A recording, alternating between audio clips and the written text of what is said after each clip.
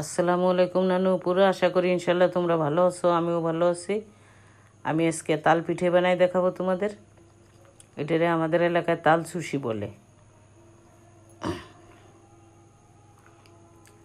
আমি 1.5 কেজি আটা নিছি, মানে চাউলের গুঁড়ি, আর 200 গ্রাম দুধ দিয়ে দিলাম, গুঁড়ো দুধ।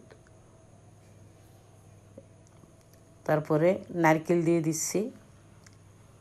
আমি নারকেল কুড়ায় রাখছিলাম ডিপি 6-7 দিন আগে, তার জন্য একটু বরফ হয়ে গেছে, তাতে কোনো সমস্যা নেই। লবণ দিলাম। এখন আমি চিনি জাল দিছিলাম পানি ছাড়া, মানে সামান্য একটু পানি, মানে কি বলবো, তেলের মুখার 1 মুখা পানি হবে। আমি দিয়ে তারপরে করছি, জাল দিছি একদম চুলো লো আছে রেখে। 1 পোয়া চিনি জাল দিয়ে দিছি, যেহেতু তালের ভিতরে তালের জাল দিয়ে একদম ঘন বানায় ফেলছি। আরও নারকেল দেয়া আছে তার ভিতরে, আবার দুধও দেয়া আছে, আবার একটু চিনিও দিছিলাম আধা পোয়া খানিক, 1 পোয়া খানিক চিনি দিয়ে দিছিলাম।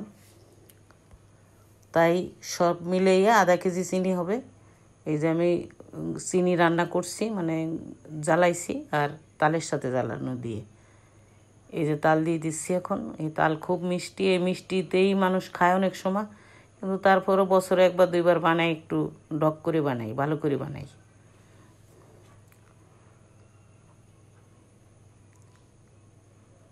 তো এখন আমি খামির করে নিচ্ছি হাতে ছেনে।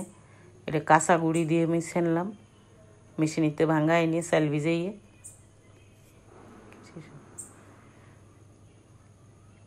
এটা এই গুঁড়োটা আবার খোলার ভিতরে ভেজে নিলেও ভালো হয়। তা আমি এইখানে এত গরমে দাঁড়াই ভাজলাম না, এমনি বানালাম। এমনি বানালেও স্বাদ লাগে, কিন্তু ভেজে দিলে একটু ঘ্রাণ আসে বেশি। আমি জীবনে ভেজেও বানাইছি, আবার এখন কাঁচাও বানাচ্ছি, আবার আরও 2-1 বার বানাইছি, এরকম ভালো লাগে। কিন্তু আমি একা মানুষ তো, এগুলো আর কেউ করতে চায় না গরমের ভিতরে দাঁড়াইয়ে, তাই আমি আর বেশি বাড়াবাড়ি করলাম না। এখন আমি এই যে হাতে করে বানাই নিচ্ছি। এটি পিঁড়ির পরে করেও বানানো যায়। এরে বলে সুশি পিঠে, অনেক জায়গা অনেক নামে ডাকে, কিন্তু আমাকে এলাকায় সুশি পিঠে বলে এটারে, তাল সুশি।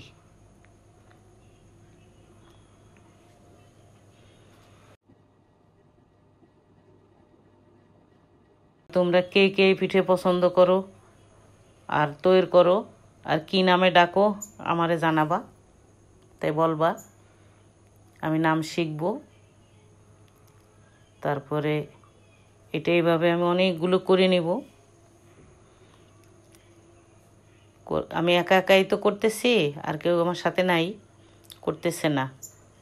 তারপর এই যে আমি পানি সেদ্ধ দিয়ে দিছি রাইস কুকারে। আমি আমি যে খাটে ঘুমাই, ওই খাটেই আমি বসে বানাইতেছি। আমি ওই যে একটা গামছা বিছিয়ে দিছি, আমি একা একা বসে সুন্দর বানাচ্ছি। অ্যাকচুয়ালি আমি এই খাটে ঘুমাই না, এই খাটটা অনেক সময় ফাঁকা থাকে, বা আমার মেয়েরা কেউ ঘুমায়। আমার নিচে আর একটা বেড আছে, জাজিম আছে, মানে একজন মানুষ শোয়া যায়, তা ওইখানে ঘুমাইতে আমার আরাম লাগে। আমার আগের থেকেই নিচেই শোয়া অভ্যাস। খাটে আমি শুলে, ছোটো বাচ্চা যখন ছিল তখন আমি খাটে শুইতাম, আবার নিচে নেমে যেতাম, আবার উঠতাম, সারা রাত্রে এরকম করতাম। তা এখনও আমার সে অভ্যাসটা রয়ে গেছে। তাই আমি এই খাটের পাশে আর একটা জাজিম আছে, মানে বড় একটা জাজিম রে আমি 2 ভাঁজ করে বিছিয়ে রাখছি, রাখি ওইটার পরে আমি একা একা শুই, আবার খাটেও শুই মাঝে মধ্যে। এখন এই যে দেখো, পিঠে আমি উঠে ফেললাম, সেদ্ধ দিলাম, তেনা ভিজাইয়ে, একদম পাতলা সাদা তেনা ভিজাইয়ে আমি বিছিয়ে দেই ওই ইসির পরে, রাইস কুকারের ছিদ্র পাতিলটার পর।